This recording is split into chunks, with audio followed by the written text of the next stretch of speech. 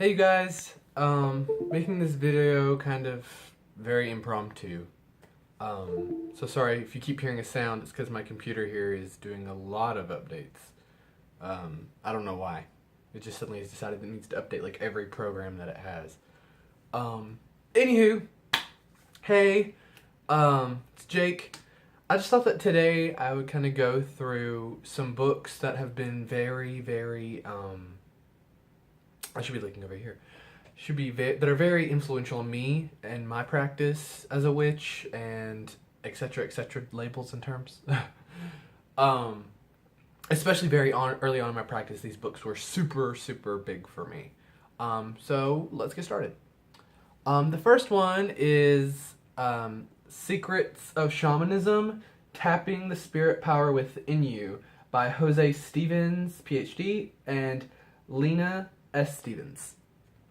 This book is awesome, and it's super cheap. Like, you know how most magic books come, like in a really big, oversized trade paperback kind of form?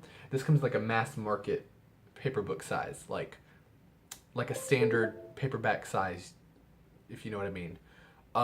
It was super cheap. I got it brand new, and it only cost me $7.99 in American dollars. I mean, that's amazingly cheap for a book, especially a pagan new age book. But this book is amazing, like amazing. I love this book. I got it years ago, but it's great. I mean, it's just like straight up words. Like, it looks like a novel, right? Like, oh my god, I just dropped it. Like a novel. Okay, like. It's amazing. But it's not a novel. It's completely nonfiction. And it's all about shamanism. And these people have been practicing shamanism, I think it's like over 30 years or something when they wrote this. But it's amazing. I'll read off some of the table of contents for you, because I don't think you're going to be able to really see that. It's going to be backwards, right? Chapter 1 is all about shamans, like the making of a society, benefits of shamanism, what is a shaman. And then there's beginning the journey, soaring into the unknown. It talks about imagination, which was such a big deal for me when I first learned about this. Like, imagination being not fake, right? Because we're told that our imaginations aren't real. Like, whatever you create in your mind is fake. And this is completely to like the contrary. They say that your imagination is a spiritual tool. So like when you're doing vision quests and like journeying spiritually, use your imagination to jumpstart that process. Like, if you're ever trying to have a vision, or you want to be more clairvoyant, or whatever, use your imagination first, and then let your mind go from there. It's really awesome. Really awesome. It completely has helped me with visualizations, journeying, like spirit journeying, communication with spirits, like everything. Using your imagination is amazing. I think that goes into the whole like religious thing where people are always like, get in touch with your inner child. Like, tons of religions say that, and I think a big way to do that, if you want to do that, is through imagination. But yeah, I mean, they talk about like, I mean, everything, every aspect of life. What shamans know, defining your own spirit body, becoming transparent, shape changing, developing neutrality, the web of power, seeing other spirit bodies, defining your own spirit body, which is awesome. Like, giving yourself things that, that's a whole nother topic, y'all. It's awesome. Goals and detachment and spirit world through tunnels, like tunneling. It's this concept that they have. Like, you travel everywhere through these tunnels of light. It's super awesome. I mean, you guys, I could go on and on. Nature spirits are in here. What type of shaman are you? A gut shaman? A heart shaman? A head shaman? I'm personally a heart shaman. It's so awesome, you guys. I could go on. I can probably make a whole video just about this book, which maybe I'll do. But this is supposed to be just like an intro thing, right? So, anyway, Secrets of Shamanism. It's super awesome. I'm pretty sure this is backwards on the camera. That is unfortunate. Okay. So, this book is actually the very first book I ever bought, ever. Period, with my own money, and when I was first getting out on my own. And it was awesome. I wanted something that was going to be really like introductory for me. Because through my teenage years, yeah, I was really into paganism, but all he had really been able to do is just read online, right? I wasn't able to get my hands on anything physical, which was really sucky. So I wanted something that would be an overall like jumping off point for me. And so I got The Mystic Foundation by Christopher Pinzak. And it's my first book, and it was super awesome. I would recommend this book still now to anybody. It's really great. It's a great little refresher. It never gets old for me. It's a really good book. It talks about everything. All sorts of religions that use magic. It's a really cool, like, all sorts. Even, like, Christian magic and stuff. I mean, it covers everything. Like, everything you could think of. Like, alchemy and Kabbalah and high magic, low magic, the left-hand path, the right-hand path, the basics of ritual. I mean, seriously, like, it covers everything. Everything. Everything. Chakras. It's just awesome. How to talk to spirits. How to make a water diviner out of a coat hanger. The Wheel of the Year, if that's your jam. Astrology, if that's your jam. Tons of stuff. Oh my god. The levels of consciousness, beta waves and alpha waves in the brain. This was one of my favorite things when I got this book. It talks about like mantras and stuff. That's super awesome. It's so distracting to not look at yourself. Psychic abilities, divination, tarot cards, runes, I Ching. They even touch on Ogum, which is like huge for me. I love Ogum. I'll probably wind up making a video soon about just Ogum. I love Ogum. I don't feel it does not get enough attention in the witchcraft community. I love Ogum. My favorite form of divination. Google Ogum. It's awesome. He has like rituals that he loves, magic, what is magic, spells, correspondences, initiations. And then he goes into like Shinto, Satanism, Zoroastrianism, if I'm saying that right, Thelema, Sikhism, Sufism, Wicca, general paganism, Islam, Jainism, Buddhism, the fairy faith, Discordianism, Druidism. I mean, he really covers a lot in this book. So The Mystic Foundation by Christopher Pinzak. It's awesome and totally worth your money. Let's see. The Temple of Shamanic Witchcraft by Christopher Pinzak also, actually. This is actually a part of a series of books that he did. One for, like, each element. This is the water book. This is my favorite, though. I got this when I was younger as well, and out on my own, and was really into like darkness and like reclaiming your darkness and like working with your darkness, not fighting your pain instead of like, you know, embracing your pain. And some of that was good for me and some of it not so much. But you know, that's just a part of growing and learning. But yeah, I really wanted to learn about darkness and my own darkness, especially the element of water, because that's like my element. I love it. I mean, yeah, it's like astrologically, but it's just the element that I feel connected to the most and like I love working in. And I actually just was in water, so if I look weird or wet or something, that's why. I love it. I love it. I love being underwater. I love the sensations of water. I love water, and this book did not disappoint me. It talks about using water. That's my cat in the background, actually. Side note, that is Siren. Anyway, he actually just turned 3.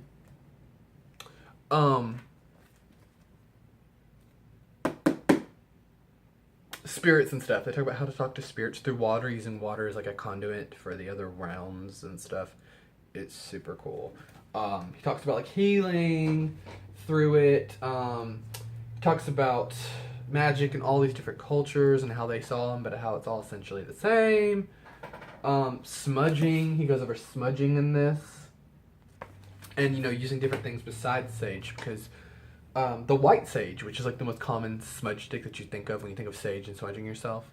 That's actually an endangered species, or at least the last of my knowledge it was. So, updates. So, yeah, he gave like alternatives, like lavender and cedar are some of my favorites to smudge with. I love lavender smudging. Love it. Love it. I also like myrrh too. I mean, really, he goes over everything. He talks about like, shamanic witchcraft. I guess I didn't really read the title. The Temple of Shamanic Witchcraft, Shadows, Spirits, and the Healing Journey. It's so awesome.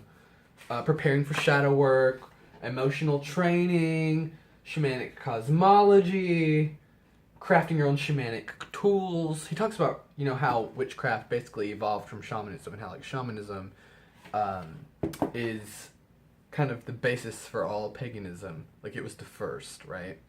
Of course, we're using the term shaman, but you know, shaman specifically refers to like Siberian magic, but it's become an umbrella term, right, for any like I almost said pre-Christian, like pre-Wicca, pre-witchcraft, you know, like what we think of as European magics, like pre all that, like Stone Age magic and stuff, and like the dawn of civilization, like the beginnings of magic. That's shamanism in this book.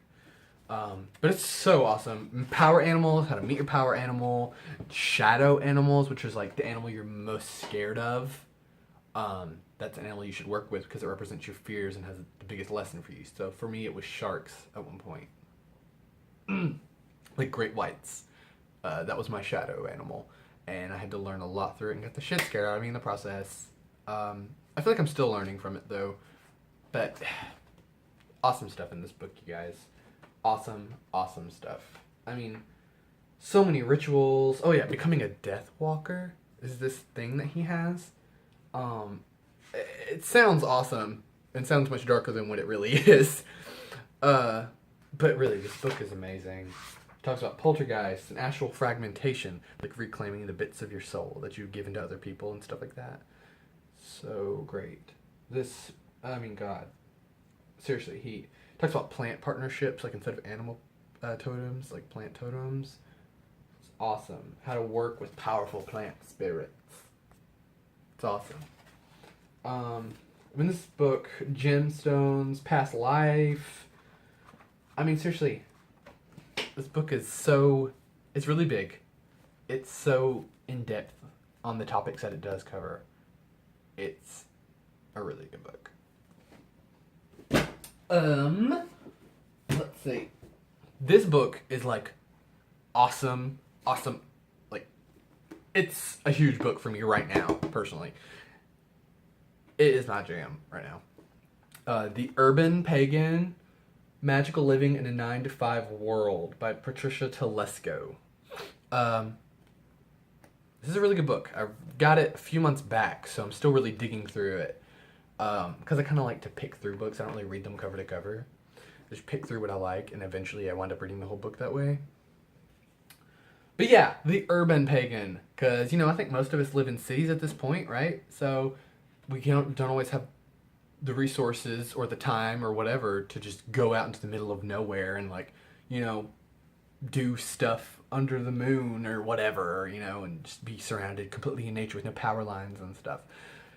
And so it teaches you how to work with those energies, really, you know. There's another great book, actually, called The Urban Primitive, that touches on this as well, like urban paganism, like cyber paganism, like working magic through your computer or your microwave or whatever.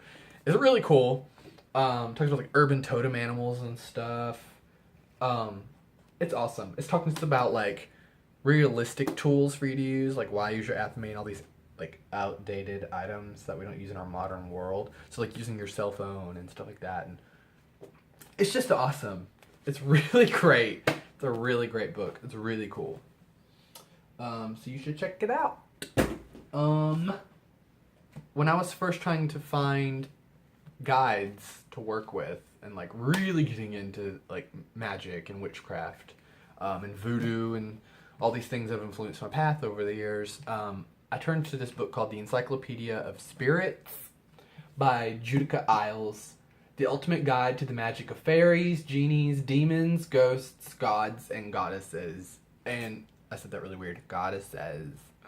Like sound like Drew Barrymore. Anyway, it's an awesome book too. It's just a huge encyclopedia. It's gone through a lot of hell. Like the spine's not attached very well, so I have to be careful. But it just goes through alphabetically all of these gods, goddesses, and spirits and stuff, and you just look one up, and then you read about it, and you read about it, and at the end there's like a list of like the manifestation of that spirit, the iconography, shrines, offerings. See also like suggested reading, and it just goes really in depth on everything. Like every god you can think of, every spirit. Like I'll read an example one, like like the god. I don't know how to say this, but like Ardot Lily, which is apparently a Sumerian god or goddess, a storm spirit, and it goes all on about them. And at the end it'll like say like colors and things that are associated with that spirit, etc., etc. Ares, and the god Ares, god of war. And it'll talk about all the stuff that's sacred to him: animals, plants, his mount, his colors, spirit allies, iconography, manifestations, favored people. I mean, his plant, his metal. I didn't know that his plant was garlic.